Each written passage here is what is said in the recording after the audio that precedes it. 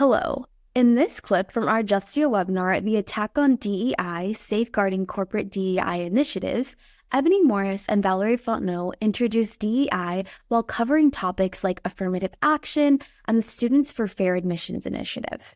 Remember, if you'd like to see more Justia videos on law practice and legal marketing, be sure to subscribe to our channel. Thank you. Good afternoon, everybody. My name is Ebony Morris, and I'm an associate attorney with Foley and Mansfield in the New Orleans, Louisiana office. My practice areas are toxic tort and talc litigation defense. And welcome to our webinar, The Attack on DEI, Safeguarding Corporate DEI Initiatives, Post-Supreme Court's Affirmative Action Decision. And my co-speaker today is Ms. Valerie Fontenot. Valerie, do you want to talk to the audience? Sure. Welcome, everyone. My name is Valerie Fontenot. I am a partner at Freelo LLC, also here in New Orleans. I practice in the areas of medical malpractice and healthcare litigation, specializing in the trial and appeal of healthcare matters. And both Ebony and myself like to chat on D&I topics, so we hope you are passionate about it as we are and enjoy the webinar today. All right, y'all. So I'll give you a brief background of this discussion today. We actually wrote this as an article for the Defense Research Institute. Val and I are both members of the Diversity and Inclusion Committee, both steering committee members, and I'm the vice chair of the diversity seminar for this year, and she is the expo chair for the seminar as well. And so we took this topic and rewrote it for The Voice, which is a quarterly publication for DRI, or a monthly publication for DRI. And so it kind of went from there. And we also had this discussion for the New Orleans Bar Association as well, which is local. And so we are doing this on a national scale. So today, here's our agenda. We'll give an overview of affirmative action. We'll talk about the historical background as well as some historical attacks on DEI and kind of how we got to the reset decision with the Supreme Court. And Val will go through that decision, and we'll also talk about she'll give an in-depth discussion of the decision. And we'll talk about the response to the Supreme Court's decision, its impact on the legal profession, and some ways that we can continue to safeguard DEI initiatives in light of the court's decision. So again, we're going to talk about affirmative action. What is it? We're going to go through some past cases, impact on college admissions, and also impact on some DEI initiatives. So, what is affirmative action? In its general terms, it's a system that's intended to diversify various parts of society. So affirmative action originated in 1961 when President John F. Kennedy issued Executive Order 10925. 10925 is a policy that ordered government contractors to ensure that applicants are employed and employees are treated fairly regardless of race, color, creed, and so forth. And in 1965, President Lyndon B. Johnson issued Executive Order 11246, which superseded Executive Order 10925. So 11246 required government employers to hire without regard to race, religion, and national origin. And some areas where you see affirmative action is obviously in school admissions, so in the public sector, in professional positions, so within our workplace, and also when we're talking about access to housing and financing. So historically, affirmative action was intended to help bridge inequalities in employment and pay, increase access to education, and promote diversity. But now, doesn't necessarily mean that it hasn't been attacked. So we're going to go talk through that. So some historical attacks on affirmative action. These are just the biggest cases, right, are the most known cases, but obviously there are other cases where affirmative action has been attacked. So the first one is the Regents of the University of California versus Bakke case. In the Regents case, Alan Bakke, who's a white male, he applied for admission to the University of California Medical School, and he was twice rejected. Now, the school reserved 16 spots in place for each entering class. They reserved 16 spots for qualified minorities for each entering class. So Mr. Bakke, he contended that he was excluded from admission because of his race. And the court held that the school's use of a racial quota violated the Equal Protection Clause of the 14th Amendment.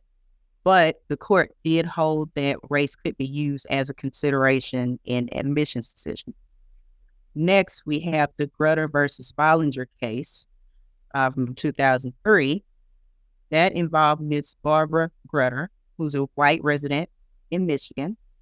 She applied for the admission to the University of Michigan Law School and was denied admission. The law school argued that it used race as a factor in making admissions decisions because it served a compelling interest. You'll hear that again somewhere later on in the webinar, but it served a compelling interest in achieving diversity among its student body. The district court struck down the school's use of race, but the Court of Appeals reversed that decision and held that, the law school, again, had a compelling interest. The Supreme Court affirmed the appellate court's decision and held that the school's policy did not violate the Equal Protection Clause of the 14th Amendment. Then you have Fisher versus University of Texas at Austin. I don't have the year on there. I think it maybe was 2013. 2016 was when the final decision came out. The final decision, but the case was going on when I was in law school, and I think Val was either still in law school or maybe just graduating from law school. But I remember this case. So there were two decisions, Fisher 1 and Fisher 2. But in that case, Abigail Fisher, a white woman, applied for admission to the University of Texas and was denied admission. Fisher, she argued that the school's use of race as a consideration in admission violated the Equal Protection Clause of the 14th Amendment. The Supreme Court, in a 7-1 decision, held that the 14th Amendment permitted the use of race in admissions decisions, but only under a standard of strict judicial scrutiny. So, in other words, the policies must be reviewed under this standard to determine whether or not that policy is precisely tailored to serving, magic words, a compelling governmental interest.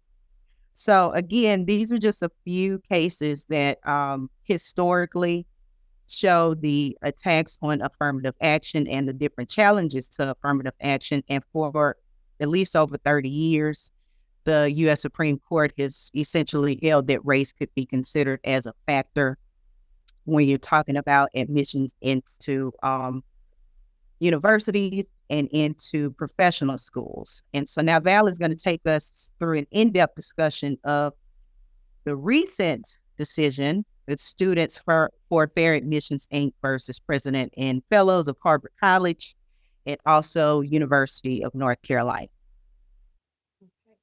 So for the purposes of this webinar, I'll likely call it SFFA versus Harvard or SFFA versus UNC, because there's a lot of words to keep saying Students for Fair Admissions, Inc.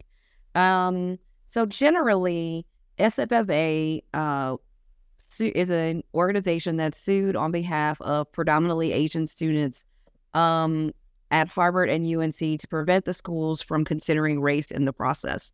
The Asian students contended that they were being discriminated against at a higher rate, and so they wanted to bring this case to the Supreme Court.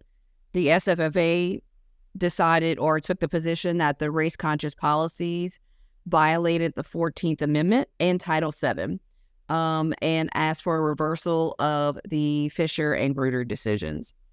Of course, because we had those decisions as precedent, The lower courts, both in the district court and the Court of Appeal, ruled against the SFFA, and then SFFA took an appeal to the Supreme Court.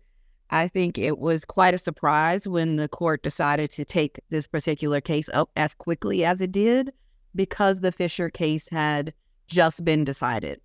So it was 2016. It hadn't even quite been, 10, it's probably like 7 or 8 years. And the court decided I want to say in the fall, that it was going to go ahead and take up oral arguments on this particular issue. And at issue in the case were the Harvard and UNC admissions policies. And so if we could go to the next slide, Ebony. Just to give you a background, because a lot of people know that the case involved affirmative action and discriminating on race, but they didn't know how the schools actually used race in their admissions policies. So the Harvard process is where they gather all the applicants. The applications are initially screened by a first reader. They give a score in 6 different categories to a student. The categories considered are academic, extracurricular, athletics, school support, personal, and overall. In the first screening, their race is considered by the first reader. After the first reader moves through, the applications go to a regional subcommittee. The breakdown of the applicant pool by race is disclosed to the committee, and the committee reviews the applications by geographic area, and they make recommendations to a full admissions committee. Then the applicants receiving a majority of approval from the regional committees go to the full committees, and then the full committee decides who will tentatively be accepted. And you have to get a majority of the full committee's acceptance to be accepted to the school. And the racial composition of the applicant pool is also disclosed to the full admissions committee. The full admissions committee does look at 4 particular things: legacy status, recruited athlete status, financial aid eligibility, and race. So notice there's a percentage of applicants whose acceptance will be decided not on their academics or their extracurriculars, but upon those 4 particular things: legacy status being the first, athletic status being the second, then financial aid, and then by race as the 4th. Can we go to the next slide? In the trial on the merits in the district court, Harvard identified its educational benefits to its admissions policy. Specifically, they claimed they were training future leaders in public and private sectors. They were preparing graduates to adapt to an increasingly pluralistic society. They felt that diversity would help better educate their students, and that their students would learn new knowledge from diverse outlooks. Now let's talk about the UNC policy. Similarly, UNC had a reader that originally reads the first blush of the application, and they assigned a numerical rating based on several categories, one of which was race.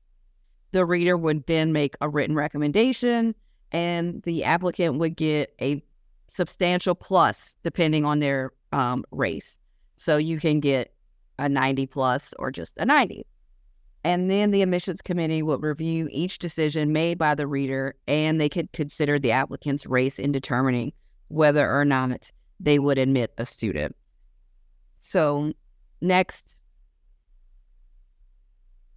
these were the similar reasons stated by UNC for their admissions policy: promoting the exchange of ideas, broadening and redefining understanding, fostering innovation and problem solving, preparing and engaging productive citizens and leaders, and then enhancing appreciation, respect, empathy, cross-racial understanding, and breaking down stereotypes. In their briefs, UNC and Harvard use these as their compelling interests under the Grutter standard to say these are the compelling interests they have in order to consider race as part of an applicant's application, but not necessarily using it as a quota system like was not outlawed, but banned in the Bakke case. So here we are. We have an idea of what the admissions system was doing for both UNC and Harvard. And now we're going to go ahead and get to the decisions of the majority and 2 of the dissents. Thanks for watching. We hope you enjoyed this video, and if you did enjoy it, please hit the like button and subscribe to our channel for more videos on law practice and legal marketing. See you in our next clip.